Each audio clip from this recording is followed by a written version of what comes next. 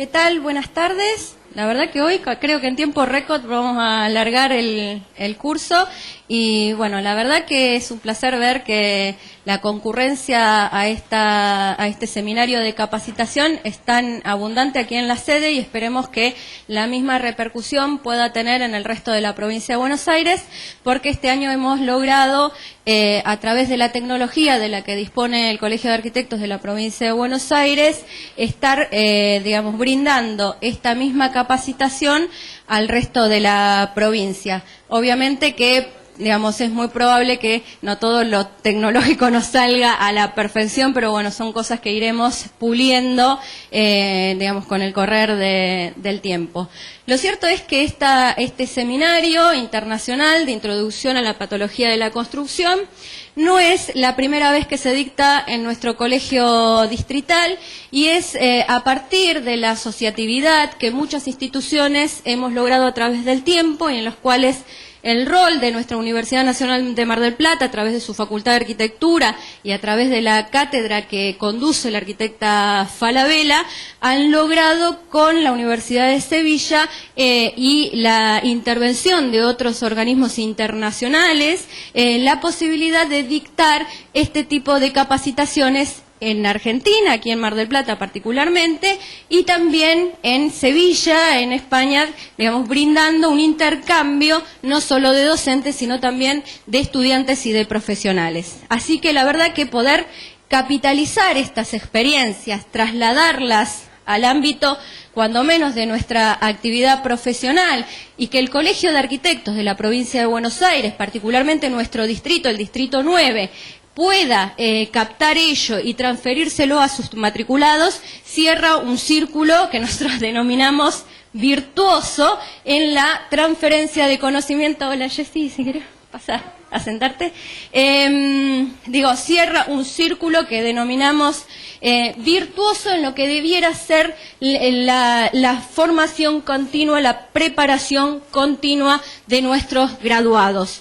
Así que este seminario es una versión bastante concentrada, a diferencia de lo que hemos desarrollado otros años, y como siempre tiene la intervención de docentes de la Facultad de Arquitectura, la intervención de docentes de la Universidad de Sevilla y la experiencia de profesionales que vienen preparándose y capacitándose en las patologías de la construcción. Así que nuevamente yo debo brindar el agradecimiento a las autoridades de la Facultad de Arquitectura de la Universidad Nacional de Mar del Plata, el agradecimiento a las autoridades de nuestro Consejo Superior del Colegio de Arquitectos de la provincia de Buenos Aires por hacer posible esta transmisión, y obviamente agradecerles nuevamente su presencia y que realmente este curso permita poder seguir preparándonos en algo que ya es reconocido para la gente de nuestro distrito, el tema del mantenimiento y la conservación a través del estudio de las patologías de la construcción. Así que muchas gracias a todos ustedes.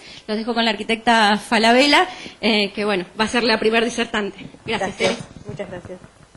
Gracias por invitarnos. Bueno, para mí también es un gusto estar acá en el Colegio de Arquitectos, Distrito 9. Y los saludo a todos, buenas tardes. Les quería contar un poquito de qué se trata este curso internacional. Erasmus, como ven ahí, Erasmus Mundus, es una red de posgrados europea que tiene su asiento en Bruselas y que trabaja con 3 universidades europeas y una latinoamericana. Las 3 europeas son Sevilla, Reggio Calabria en Italia y una universidad de Polonia. En las 3 se dan temas distintos. En Sevilla se desarrolla más lo que son las lesiones, la parte dura de las lesiones en los edificios. En Reggio Calabria más la parte de preservación del patrimonio. Y en Polonia desarrollan la parte de planificación de las ciudades, planeamiento y planificación de ciudades. Y de las universidades latinoamericanas, la que está hasta este año, desde hace 3 años, es Argentina, la universidad nuestra, la Universidad de Mar del Plata, y en particular la cátedra donde yo estoy desarrollando mi tarea docente. Nosotros tenemos una formación en esta temática que surge en realidad del campo de la investigación. Hemos investigado durante muchísimos años, estamos trabajando desde el año 87, 88 con esta temática, y hemos ido evolucionando, hemos podido escribir un par de libros y por eso nos descubrieron en Erasmus, por los libros, y descubrieron la situación particular que tiene Mar del Plata, después les voy a contar respecto de su clima marino, y entonces les interesó lo que nosotros dábamos como en la facultad a nuestros alumnos. En principio vamos a ser 3 docentes de la Universidad de Mar del Plata y de la cátedra que vamos a desarrollar el trabajo, el arquitecto Lelis Fernández, la arquitecta Sabine Asís, y yo venimos de la Universidad de Mar del Plata. Y después tenemos un nuevo disertante este año, que es Emilio Polo, es arquitecto, está por el Colegio de Arquitectos, pero tiene la particularidad que fue becado para hacer el posgrado Erasmus Mundo en los últimos 2 años.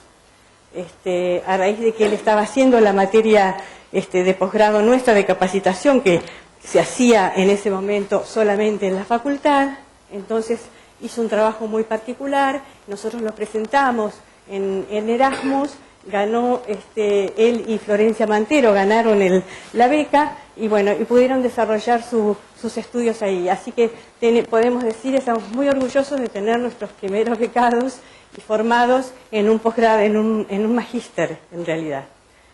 Bien, así que bueno, surgen de la investigación, es un programa de intercambio entre docentes y alumnos. Nosotros hemos tenido alumnos españoles aquí. Cuando vamos a España a dar clase tenemos alumnos, lo bueno es que tenemos alumnos venezolanos, cubanos, chilenos, muchos alumnos latinoamericanos, y les tomamos las tesis, les damos clase, y bueno, y además tenemos profesores, así como vamos nosotros, que vienen aquí, profesores de Sevilla sobre todo, porque es la parte más dura, digamos, la que se está desarrollando aquí. Bien. Y lo que vamos a dar nosotros es un curso introductorio a esta disciplina, que es la patología constructiva de la edificación. Yo voy a dar toda la parte que es metodológica y voy a tratar de dar los conceptos para que todos sepamos de qué hablamos cuando hablamos de las lesiones en los edificios, de qué hablamos cuando hablamos en la intervención en los edificios, intervenciones, ya sea en edificios patrimoniales o en edificios contemporáneos, para que todos sepamos de qué hablamos, no equivocarnos, no por una cosa ni romántica ni académica solamente, sino que tal vez por mi formación desde la investigación me interesa la cuestión conceptual fundamentalmente. Así que yo voy a dar toda esa cuestión. Ya ven, la palabra que nosotros utilizamos más frecuentemente es patología, y después otras tantas que también surgen de la medicina, lesiones, terapéuticas, intervenciones, etcétera. Y no es casual que utilicemos todo este lenguaje, porque lo que hacemos es estudiar las lesiones que aparecen en los edificios y las enfermedades que tienen los edificios una vez construidos. Siempre preferimos hablar de proceso patológico más que de patología. Patología es la disciplina o la ciencia que estudia las lesiones. Yo no digo, esta es una patología cuando hablo de una grieta, no. Digo, es una lesión y la estudia, la grieta o la fisura, desde el punto de vista de lo sustantivo, la disciplina de la patología de la construcción. ¿Se entiende la diferencia? Para que sepamos bien, una cosa es una lesión, otra cosa es la ciencia, no es una ciencia, perdón, es la disciplina de la patología. Y lo que es interesante es que lo que vamos a ver entonces desde este punto de la patología constructiva, preferimos llamar proceso constructivo, porque en un proceso constructivo aparecen varias lesiones, puede haber una o más causas y se produce una podemos hacer un agrupamiento para poder diagnosticarla y estudiar la intervención que vamos a realizar. Debemos hacer un agrupamiento como indica la imagen, que tiene esta secuencia del origen, la causa, la evolución y los síntomas. Cuando nosotros vemos una lesión, lo que vemos es el síntoma, pero no tenemos todavía una certeza de cuál es la causa. Puede ser una o pueden ser varias. Puede haber una o haber varias lesiones actuando en un determinado síntoma. Cuando vemos un síntoma, por ejemplo, una mancha de humedad, no ese es el origen, eso es lo que estamos viendo, esa es la sintomatología. Es lo mismo cuando uno tiene gripe y se toma la temperatura es el síntoma, es lo que se manifiesta como síntoma, pero no es la causa digamos, la causa de la enfermedad. La causa es otra, puede ser un resfrío, no sé, qué sé yo, cualquier cuestión médica. Bien, entonces, es importante seguir esta secuencia. Primero, ver el origen. ¿Cuál es la causa que desencadena la lesión o la lesión? Las lesiones o la lesión. Y seguir este camino que indica las flechas. ¿Cuál es el origen? ¿Cómo evoluciona? Y cuál es la sintomatología. Porque si no corremos el peligro de trabajar sobre la sintomatología y lo que hacemos es maquillaje. Solucionamos el problema de humedad que estamos viendo, pero no atacamos la cuestión desde su origen. Entonces puede ser recurrente en breve tiempo el problema. Lo importante cuando nos encontramos con lesiones en los edificios es ver cómo abordamos, es un problema, ¿cómo lo abordamos? Bueno, lo más importante, lo primero es diagnosticarlo. Y como dice la Filmina, es importante estudiar el proceso patológico desde el origen hasta la sintomatología, siguiendo el orden ese. Vemos la sintomatología, pero llegamos al origen. Debemos descubrir hasta llegar al origen, a la causa que desencadena esa lesión.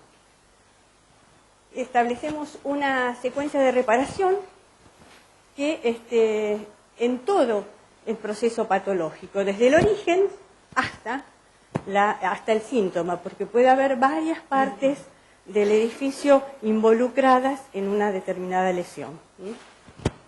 O sea que establecemos una estrategia de reparación en todo el proceso. Y luego establecemos una hipótesis de prevención, porque es interesante, acuérdense que estamos trabajando en la etapa de vida de los edificios. Entonces es importante ver cómo vamos a trabajar una vez reparado o puesto a cero el edificio en futuras intervenciones.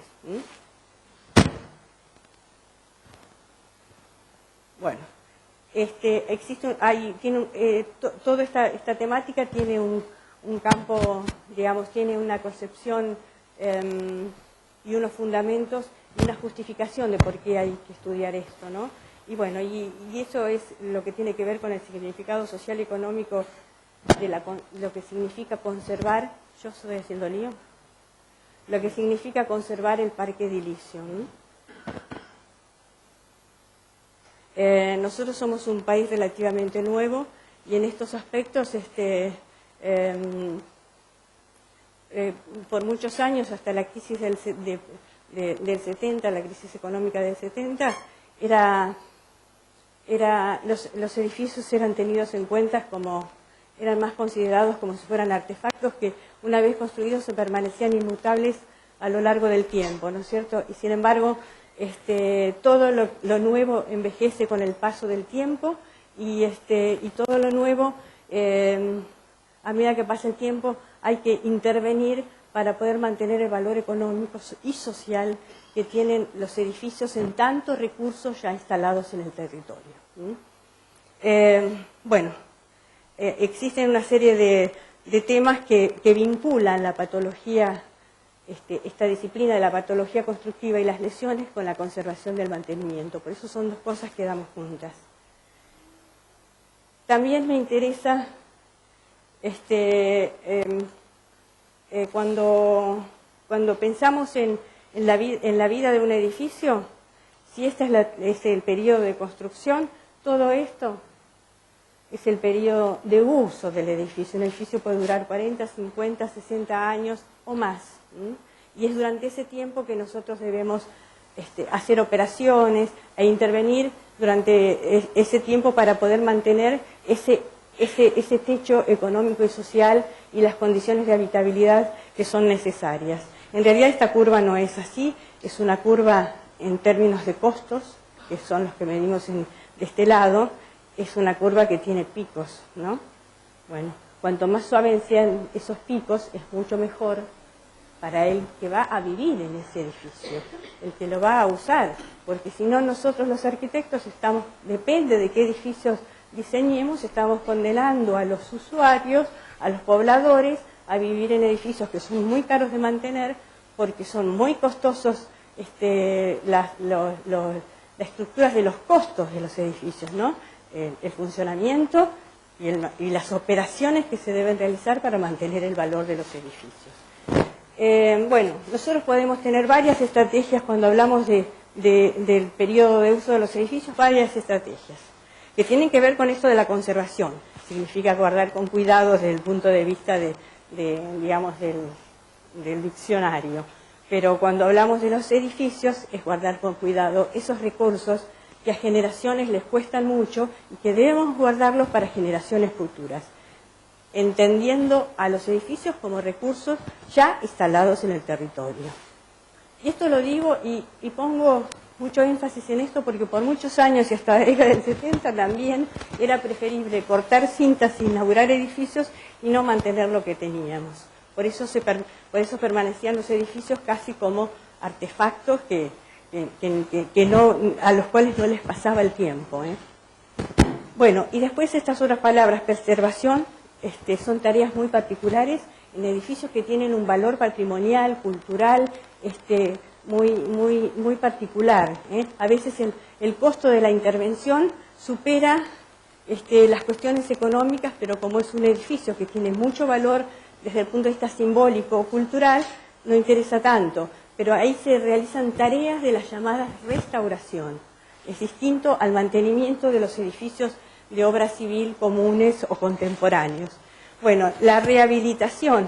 Me interesa que cuando hablamos de rehabilitación, generalmente nos referimos a habilitar de nuevo un edificio que salió del funcionamiento. Generalmente se utiliza para vivienda esto. Salió de funcionamiento por algunas cuestiones o por lesiones o por cambios de uso, etcétera. Entonces lo rehabilitamos de nuevo. Cuando hablamos de refuncionalización, a veces se habla de reciclado, etcétera. Hay mucha documentación al respecto. A mí me interesa hablar de refuncionalización, hacer que un edificio funcione otra vez con el destino para el cual fue diseñado. Puede cambiar su forma, puede cambiar o no. Por ejemplo, los edificios de Puerto Madero, un área urbana entera se modificó en Puerto Madero, los edificios quedaron más o menos con la misma forma exterior, pero la función cambió, se refuncionalizó en ese sentido. Ese es el concepto que me interesa que les quede. Y mantenimiento, bueno, esas son las tareas de todas las operaciones que se realizan, que pueden ser técnicas, administrativas, gerenciales, que se realizan para mantener el valor del edificio. Bueno, los dos aspectos, bueno, esto un poco ya lo dije, a veces el valor inicial es mucho más bajo y este edificio que se diseñó con un valor de construcción inicial bajo, con estándares constructivos no muy altos, va a tener un costo de mantenimiento más o menos que lo indica esta curva, va a ser mucho más costoso mantenerlo. En cambio, aquel edificio cuyo valor inicial es un poco más alto, pero sus estándares constructivos y funcionales y de habitabilidad son mayores, va a tener una vejez mucho más tranquila y más predecible también. Eso quería demostrarles con estas dos imágenes. Los dos aspectos conceptuales que voy a desarrollar en esta charla son el concepto de desempeño, que el desempeño del edificio durante el periodo de uso del edificio. El concepto de desempeño está fijado por una norma ISO y es la adecuación del edificio a las condiciones de uso. Eso es lo que significa desempeño o performance, algunos libros también lo manejan así. Y el otro concepto que quiero manejar aquí, o que digamos que subyace en toda esta charla que vamos a dar, es el concepto de sustentabilidad. Y a mí me interesa que este concepto no sea tomado livianamente, porque es un concepto que está muy de moda, hablar de la sustentabilidad de los edificios. Pero, digamos, es un tema difícil,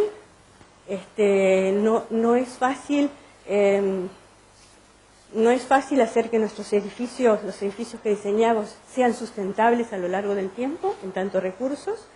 Y también me manejo con una norma, que es la norma ISO 14040 y 14044, que son las normas que tratan sobre el ACV, que es el análisis del ciclo de vida, y se refiere al ciclo de vida desde que se extraen los materiales hasta que se demuelen.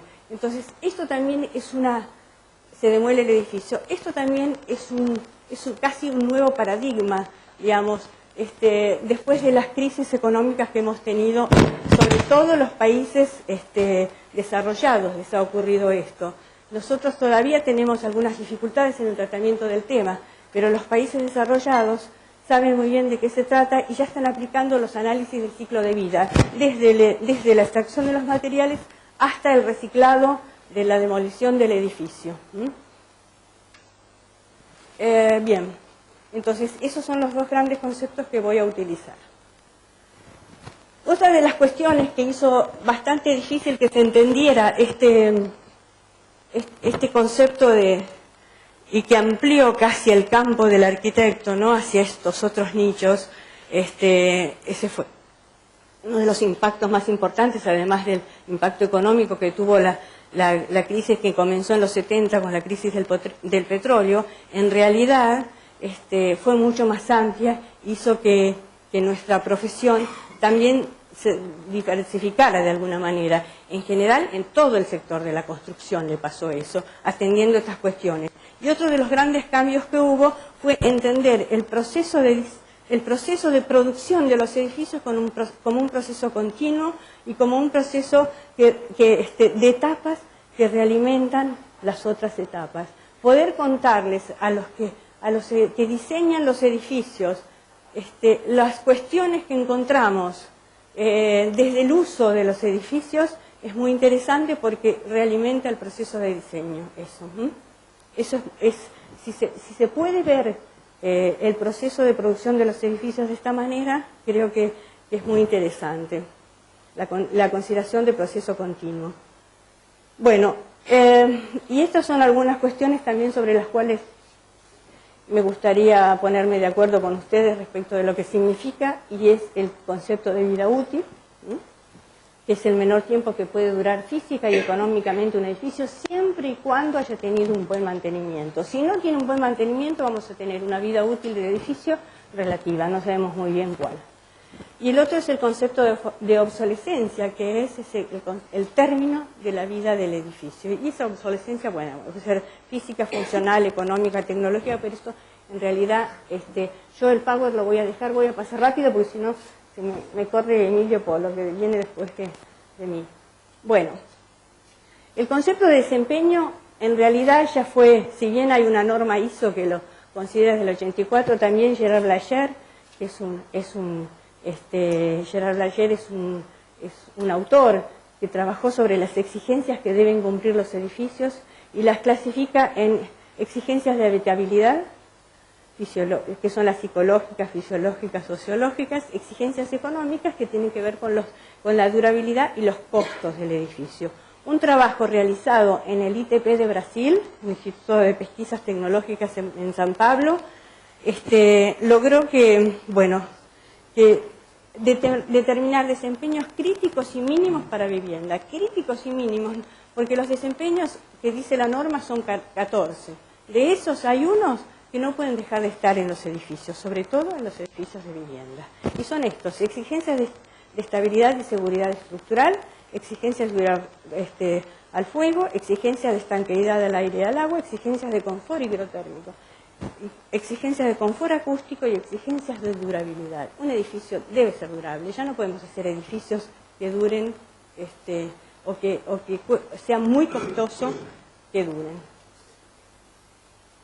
Es muy importante cuando estamos trabajando con los temas de lesiones en los edificios, con esta disciplina de la patología de la construcción, ser metódicos, porque, como les dije, podemos encontrar varias causas y varias lesiones en un proceso patológico.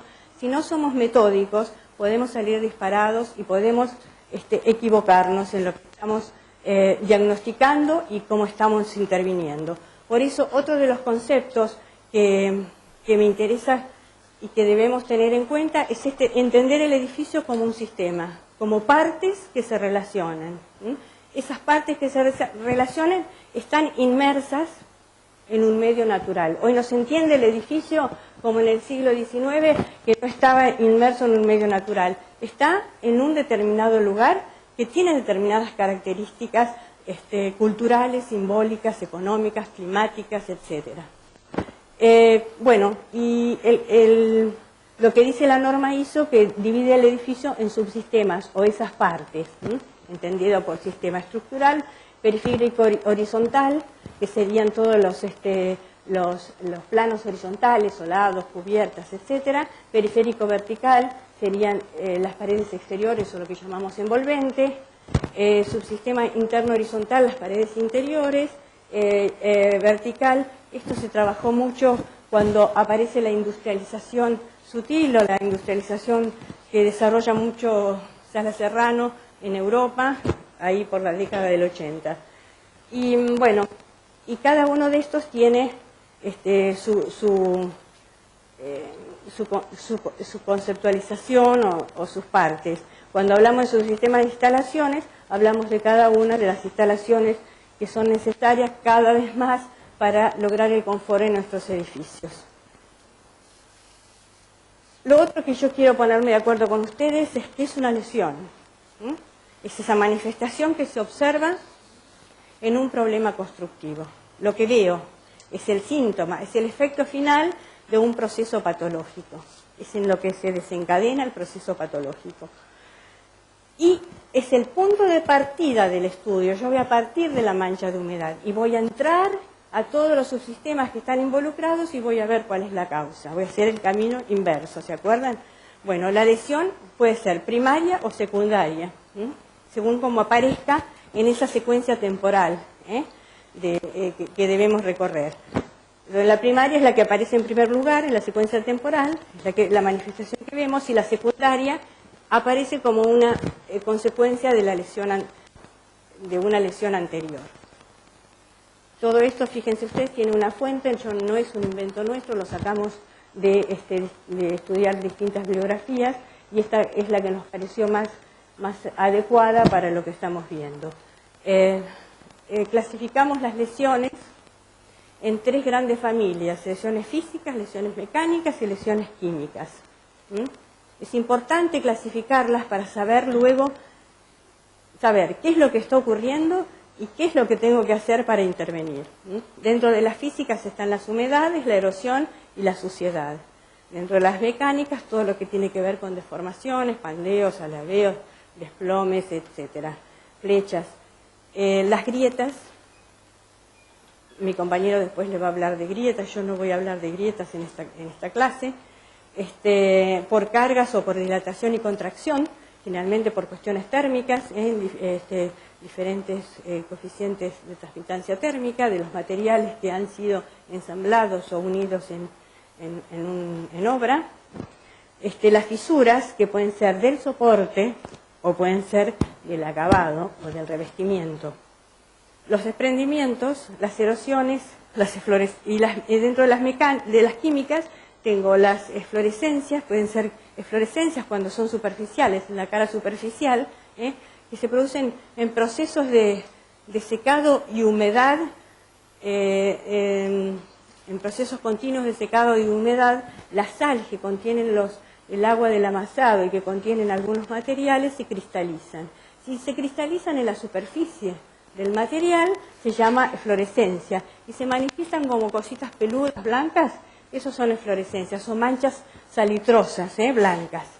Y si este proceso de cristalización de las sales se produce en capas profundas o en capas internas de un determinado componente, con varias capas, se produce, se llama criptofluorescencia. Bueno, después está la oxidación y la corrosión, que ya las vamos a ver en particular. Hay organismos, que pueden ser vegetales y animales, y la erosión química. Todas estas cuestiones, estas tres grandes familias es en las que clasificamos las lesiones. Y luego están las causas. La causa, como dice la imagen, es el agente que actúa como origen del proceso patológico. Culmina en una o varias lesiones, no necesariamente en una. Y pueden actuar varias causas juntas y para producir una misma lesión. Fíjense, en la imagen que les mostré es una baranda en Mar del Plata de hierro en una terraza y actuaron varias causas ahí. Puede ser, una de las causas es la falta de mantenimiento, otra de las causas puede ser la mala elección del material, otra de las causas puede ser la cuestión climática, etcétera. Varias causas actuaron. Es posible, esto es un conjunto de viviendas de la zona que estuvimos analizando, puede ser que haya sido falta de mantenimiento, ¿no? Pero bueno, también las clasificamos en directas e indirectas. Las directas constituyen o son las que el origen inmediato del proceso patológico. Pueden ser esfuerzos mecánicos, agentes atmosféricos, contaminación, como es lo que le ha producido a esa baranda. O indirecta surge como consecuencia de errores de diseño o de construcción.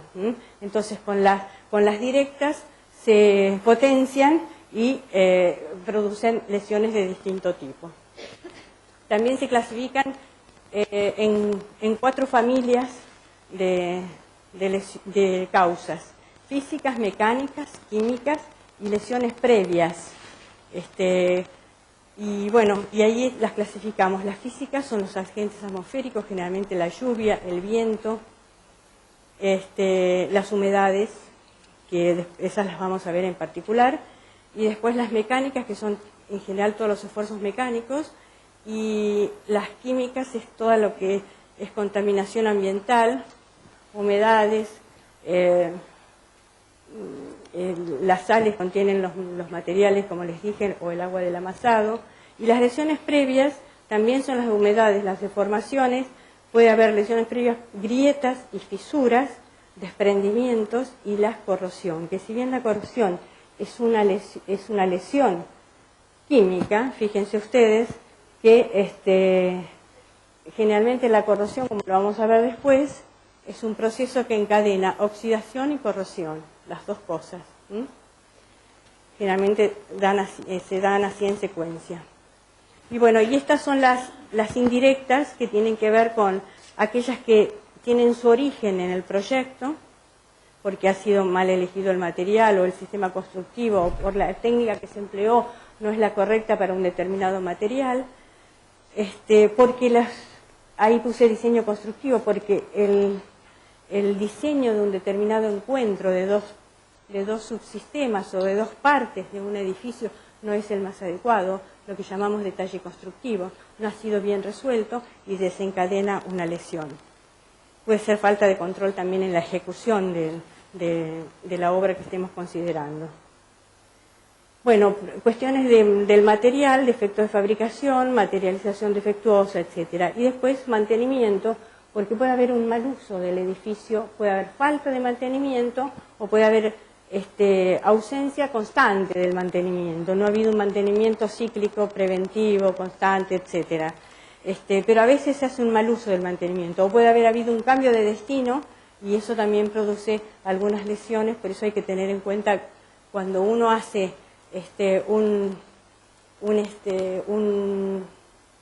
una visita, una inspección a un determinado edificio por cuestiones de lesiones, hay que tener en cuenta el historial del edificio, cuándo se construyó, qué sistema constructivo, si tuvo cambios de destino, etcétera. Bueno, y lo otro que les quería contar era un poco lo que tiene que ver con las causas de las lesiones. Estos trabajos son los que originaron un trabajo nuestro, que después se los voy a contar, particularmente en Mar del Plata. Lo que da estas son causas de lesiones en varios países del Reino Unido. Son estadísticas de Europa, son estadísticas un tanto antiguas ya, pero nosotros tenemos del 2006 para Mar del Plata. Y lo importante de esto es, fíjense ustedes acá, que entre las causas de las lesiones, el 70% casi del 100% se lo lleva el proyecto y dirección. Se lo lleva, sí, el proyecto y ejecución, o sea, el diseño y el proceso de construcción. O sea, fíjense, el 70% de las causas, los arquitectos tenemos mucho que ver y los que trabajamos en la construcción tenemos mucho que ver con esto. Bien.